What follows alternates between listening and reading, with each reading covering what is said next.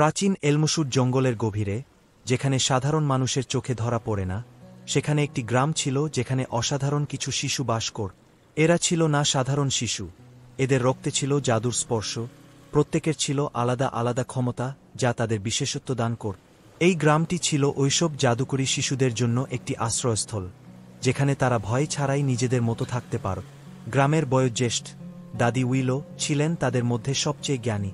তিনি বহু প্রজন্মের জাদুকরী শিশুদের বড় হতে দেখেছেন এবং জানতেন যে তারা যখন একসাথে কাজ করে তখন তাদের শক্তি সবচেয়ে বেশি হয়। তিনি প্রায়ই তাদের বলতেন, ঐক্যবদ্ধ আমরা দাঁড়াই, বিভক্ত হলে আমরা পতিত হই। শিশুদের মধ্যে 5 জন বন্ধুরা ছিল অবিচ্ছেদ্য। লীলা, যে বাতাস নিয়ন্ত্রণ করতে পারত; ফিন, যে পশুদের সাথে কথা বলতে পারত; যারা, যে স্পর্শে সুস্থ করতে পারত; কাই, যে আলো তৈরি করতে পারত; এবং মায়া, যে তার মনের শক্তিতে বস্তু স্থানান্তর করতে পারত। তারা দিনগুলি বনে জঙ্গলে খেলাধুলা করত, তাদের জাদু অনুশীলন করত এবং দাদি উইলোর কাছ থেকে শিক্ষা নিত। একদিন এলমুশুডের উপর একটি অন্ধকার ছায়া নেমে এল। মলাকার নামে একজন জাদুকর, যাকে তার দুষ্টতার কারণে বহু আগে গ্রাম থেকে বহিষ্কার করা হয়েছিল, সে ফিরে এসেছে। সে শিশুদের জাদু চুরি করতে এবং নিজেকে পৃথিবীর সবচেয়ে শক্তিশালী জাদুকর বানাতে চেয়েছিল। মলাকার একটি মন্ত্র ছুড়ে দিল, যা গ্রামের মধ্যে ভয় এবং অবিশ্বাস সৃষ্টি কর। যে শিশুরা এতকাল একে অপরের সাথে ঘনিষ্ঠ ছিল, তারা তর্কবিতর্কে জড়িয়ে পড়ল। লীলা একটি ঝড়ের জন্য ফিনকে দোষারোপ করল, যা তাদের গ্রামের উৎসব নষ্ট করেছিল। যারা অনুভব করল যে কাইয়ের আলো তার চোখে কষ্ট দিচ্ছে, এবং মায়া রাগান্বিত ছিল কারণ সে মনে করেছিল লীলার বাতাস খুব জোরালো ছিল। যতই তারা তর্ক করছিল, তাদের জাদু ততই দুর্বল হচ্ছিল এবং মলাকার ততই শক্তিশালী হচ্ছিল। দাদি উইলো শিশুদের এই পরিবর্তন লক্ষ্য করলেন। তিনি জানতেন যে মলাকার মন্ত্র কাজ করছে, এবং যদি তারা দ্রুত ঐক্যবদ্ধ না হয় তবে সবকিছু হারিয়ে যাবে। তিনি 5 বন্ধুকে একসাথে ডেকে পুরানো প্রবাদটি মনে করিয়ে দিলেন, ঐক্যবদ্ধ আমরা দাঁড়াই, বিভক্ত হলে আমরা পতিত হই। কিন্তু শিশুরা খুবই রাগান্বিত ও ভীত ছিল শুনতে। তারা বিভিন্ন দিকে ছুটে গেল, প্রত্যেকেই একা মলাকারের মুখোমুখি হওয়ার চেষ্টা করল, কিন্তু একা তারা তার অন্ধকার জাদুর সাথে মোকাবিলা করতে পারল না। লীলার বাতাস মলাকারের ছায়াকে উড়িয়ে দিতে পারল না। ফিনের পশুরা খুব ভীত ছিল লড়াই করতে, যারা নিরামের স্পর্শ বিশ্বাসঘাতকতা মেরামত করতে পারল না।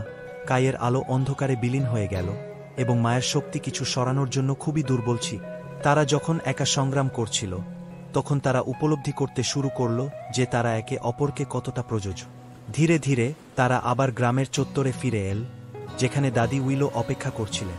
তিনি তাদের দিকে দয়ার দৃষ্টি দিয়ে বললেন, তোমরা একসাথে দাঁড়ালে সবথেকে শক্তিশালী। শুধুমাত্র তখনই তোমরা মলাকারকে পরাজিত করতে পারবে। শিশুরা তার কথা হৃদয়ে নিল। তারা হাত ধরল এবং সঙ্গে সঙ্গে তাদের ক্ষমতা বাড়তে লাগল। লীলার বাতাস তাদের চারপাশে ঘুরতে লাগল, তাদের আকাশে তুলে নিল। ফিন বনের পশুদের তাদের সাথে দাঁড়ানোর জন্য ডাকল, যারা নিরামের স্পর্শ তাদের মধ্যে ফাটল মেরামত করল। কাইয়ের আলো আরও উজ্জ্বল হয়ে উঠল, অন্ধকারকে দূর করে দিল, এবং মায়ের মন সবচেয়ে ভারী পাথরগুলি উঠিয়ে একটি ঢাল তৈরি কর। তারা একসাথে মলাকারের মুখোমুখি হল। ঐক্যবদ্ধ, তাদের জাদু ছিল অপরাজেয়। অন্ধকার জাদুকর তার মন্ত্রগুলি ছুড়ে দিল, কিন্তু শিশুদের সম্মিলিত শক্তি তার জন্য খুবই বেশি ছিল। এক শেষ ধাক্কায় তারা মলাকারকে ছায়ায় ফেরত পাঠাল, যেখানে সে আর কখনোই কাউকে ক্ষতি করতে পারবে না। এলমুশুডের গ্রাম আবার নিরাপদ হয়ে গেল, এবং শিশুরা একটি গুরুত্বপূর্ণ পাঠ শিখল। যত শক্তিশালী তারা একা হোক না কেন, তারা একসাথে সবসময়ই শক্তিশালী। সেই দিন থেকে তারা দাদি উইলোর কথা কখনো ভুলল না, এবং তারা সবসময় ঐক্যবদ্ধভাবে যে কোনো চ্যালেঞ্জের মুখোমুখি হল। এবং তাই এলমুশুডের জাদুকরী শিশুরা সুখে বাস করতে লাগল, তাদের বন্ধুত্ব এবং ঐক্য পৃথিবীর যে কোনো জাদুর থেকেও শক্তিশালী। গল্পের শিক্ষণীয় বিষয়: সত্যিকারের শক্তি ঐক্যে নিহিত, এবং একসাথে আমরা যে কোনো অন্ধকার চ্যালেঞ্জকে অতিক্রম